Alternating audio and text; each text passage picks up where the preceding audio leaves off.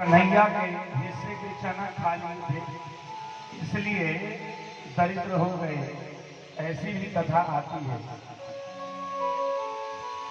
पर एक दिन सुशीला ने कहा कि आप चले जाओ। सुशीला ने कहा चले जाओ, आपके मित्र द्वारकाधीश हैं, कुछ कृपा करेंगे। सुदामा जी ने कहा नहीं, हम मांगने के लिए नहीं जाएंगे मित्र से। क्यों? क्योंकि मांगने से मित्रता नष्ट हो सकती है। कोई बात नहीं, दर्शन कर आओ, चले जाओ। यह सुशीला के मन में भाव आया। ये मन में तो क्या द्वारकाधीश को पता नहीं है कि मेरे परम भक्त सुदामा की ये स्थिति है? भगवान सर्वज्ञ हैं, भगवान को सब पता है। पर सुदामा जी इतना दुख, इतना कष्टमय जीवन व्यतीत कर रहे हैं और एक मुट्ठी चावल तक नहीं है। क्यों?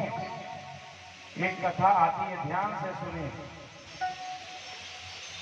भगवान श्री कृष्ण और सुदामा ये दोनों मित्र थे और संदीपनी महर्षि के यहाँ विद्या अध्ययन कर रहे थे। तो वहाँ का नियम था कि जो पाठ भूल जाएगा उसे जंगल में लकड़ी लेने जाना पड़ेगा, समिधा लेने जाना पड़ेगा। तो संयोग की बात, सुदामा जी पाठ भूल गए। जब सुदामा जी पाठ भूल गए तो सुदामा जी की ड्यूटी लगी कि तुम्हें लकड़ी लेने जाना पड़ेगा जंगल। और सुदामा जी ने सोचा बालक कि मुझे जंगल जाना पड़ेगा लकड़ी लेने के लिए। तो कन्हैया मित्र है, उन्होंने विचारा कि सुदामा हमारा मित्र है, अब ये चला जाएगा दिन भर के लिए तो मैं कैसे रहूंगा। तो भगवान द्वारकाधीश भी पाठ भूल गए। तो गुरुजी ने दोनों को कहा कि तुम्हें दोनों को समिधा लेने जाना पड़ेगा जंगल। अब दोनों तैयार हो गए जाने के लिए। तो एक घटना घटती है, प्रातः काल का समय। उसी समय दुर्वासा ऋषि आए अपने शिष्यों के सहित। जमात में दुर्वासा ऋषि भ्रमण करते हुए पहुंच गए संदीपनी महर्षि के यहाँ और उन्होंने आवाज लगाई, माता भिक्षाम देहि, माता भिक्षाम देहि। तो माता ने एक पोटली में चने रखे थे और सुदामा से कहा कि बेटा सुदामा, तुम जाओ जंगल समिधा लेने, ये भुने हुए चना रखे हैं और इनको लेके चले जाना और जब भूख लगे तो पा लेना। जाओ रस्सी लेके आओ। तो सुदामा जी रस्सी लेने गए और मैया ने पोटली में चने रख दिए और कहा दोनों मित्र पा लेना जब भूख लगे। और सुदामा जी चले गए रस्सी लेने। उसी समय दुर्वासा ऋषि आए। जब दुर्वासा ऋषि ने भिक्षा मांगी तो मैया ने सीधे मना कर दिया। मैया ने सीधे मना कर दिया कि बोले महात्मन, इस समय तो मैंने कुछ बनाया नहीं है और रसोई में कुछ नहीं है कि मैं आपको भिक्षा दे सकूं। दुर्वासा जी वहां से चले गए, पर मन में विचार करने लगे कि माता ने मुझे भिक्षा नहीं दिया और माता ने मना कर दिया कि रसोई में कुछ नहीं है। ऐसा तो नहीं होता है कि माताओं के पास कुछ न हो। कई बार पुरुष वर्गों का जेब खाली हो जाए पर माता की तिजोरी भरी रहती है कि नहीं? माताओं का स्वभाव होता है, पति जब आए बाहर से, व्यापार से, नौकरी से, तो जेब जरूर देखेंगी। और जेब देखा, जेब टटोला और जेब में 500 की गड्डी दिखी तो 2-4 नोटें निकाल लेती ताकि पता भी नहीं चले। और फिर बक्से के नीचे तरी में दबा देती कि खोजने वाला खोजती है मर जाए, मिलेगा नहीं।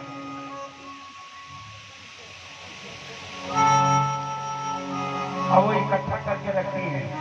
कई बार ऐसा भी समय आता है कि पति को जरूरत पड़ती है तो वो घूम फिर के पत्नी से कहता है कि बहुत जरूरी काम आ गया है, तुम्हारे पास पैसा हो तो कुछ दे दो।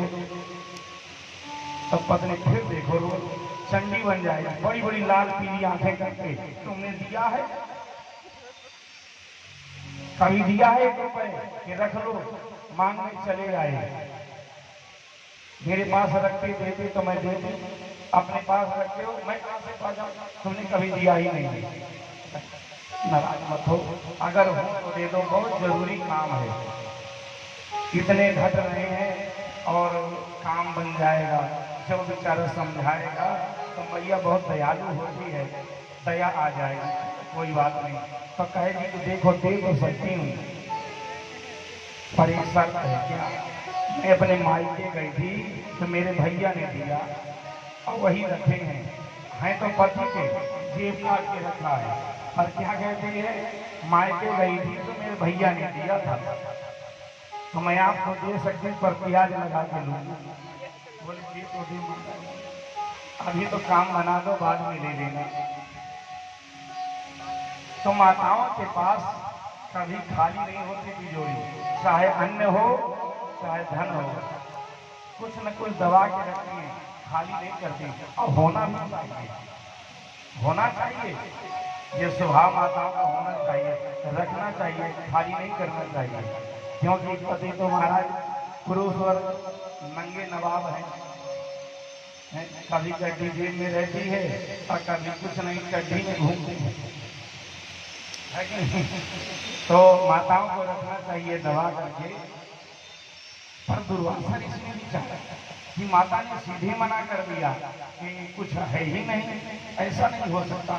उसी समय ध्यान में दुर्वासा ऋषि ने देखा तो चने की पोटली टंगी थी, तुरंत लौट के आए, क्रोधित हो गए कि माता आपने मुझे अपना पुत्र नहीं माना और मुझे भिक्षा नहीं दिया अतिथि को, अरे मैं भी आपका पुत्र के समान हूँ, अरे इस चने से 2-4 दाने दे देती, एक मुट्ठी से 2-4 दाने दे देती तो मैं संतुष्ट हो जाता, पर आपने मना कर दिया, मेरा तिरस्कार किया है, तो मैं श्राप देता हूँ, इस चने को जो खाएगा वो दरिद्र हो जाएगा, जो ये चना खाएगा वो दरिद्र हो जाएगा।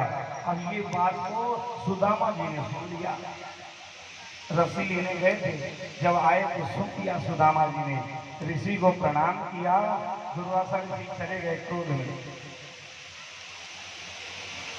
और चना लेकर के सुदामा जी भी चले गए, कन्हैया भी साथ में आगे मिल लिए और मैया घोड़ाने लगी कि गुरु माने कि बताओ ये श्रापित हैं, क्या करें, बड़ी दुखी हो गई।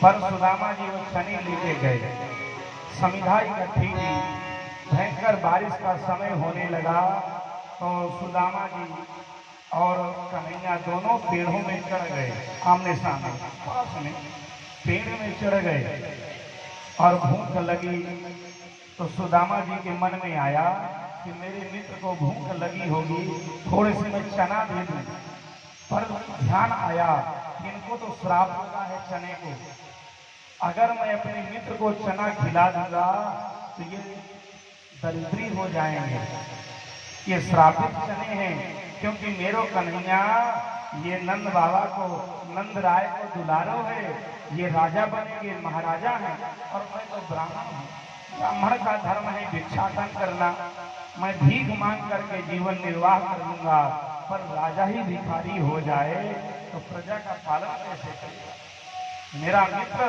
भिखारी हो जाए तो मित्र के दुख को स्वयं सुदामा जी ने ले लिया और सुदामा जी ने पूरे चने खा लिए, पूरे चने खा लिए, श्रापित चने। ठाकुर जी ने पूछा मित्र मुझे भूख लगी, चना दो।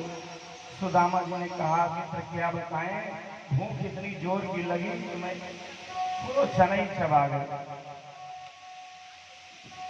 भगवान ने कहा देखो ये गलत बात है, दूसरे के हिस्से की चना नहीं खाने चाहिए, पर तुमने ये अपराध कर दिया। पर सुदामा जी ने बताया नहीं, ये श्रापित चने हैं। इसी के प्रभाव से सुदामा जी के घर में एक मुट्ठी आटा भी नहीं है, एक मुट्ठी चावल भी नहीं है, दाने दाने के लिए मोहताज है। पर आज बच्चे बिलख रहे हैं भूख के मारे, और सुदामा जी, सुशीला और बच्चे सब कन्हैया का कीर्तन कर रहे हैं।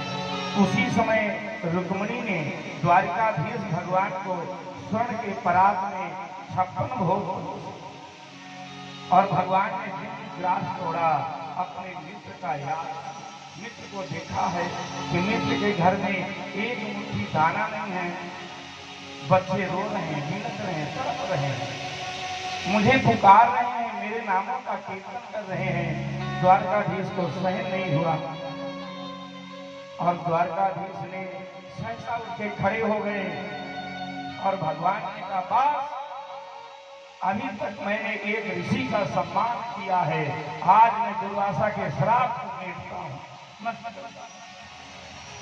और भगवान ने दुर्वासा के श्राप को तोड़ दिया और अपने भक्त के मन में संकल्प किया। जब संकल्प किया तो सुशीला के मन में यह बात आई कि आपके मित्र हैं, चले जाओ। ये नहीं कभी याद आई, तो आज याद आई कि चले जाओ, आपके मित्र हैं, द्वारकाधीश कृपा करें। इन्होंने कहा, मित्र के यहाँ मैं कैसे जाऊं, क्योंकि कुछ मर्यादाएं हैं भगवान के मंदिर में। मित्र के यहाँ जहाँ बड़े बूढ़े हों, गुरुजन हों, खाली हाथ नहीं जाना चाहिए, कुछ लेके जाना चाहिए। ये शिष्टाचार भी है और ये नियम भी है, यही धर्म है कि खाली हाथ नहीं जाना चाहिए। और मैं कैसे चला जाऊं, मेरे घर में एक मुट्ठी चावल भी नहीं है कि उपहार में लेकर सुशीला गई है, 4 घरों से एक एक मुट्ठी चावल लेकर के आई, अपना पल्लू फाड़ करके उसी ने दिया और दे दिया कि चले जाओ, भगवान के पास चले जाओ, भले कुछ मत मांगना पर भगवान का दर्शन हो जाएगा, द्वारकाधीश का दर्शन हो जाएगा, दर्शन तो कराओ।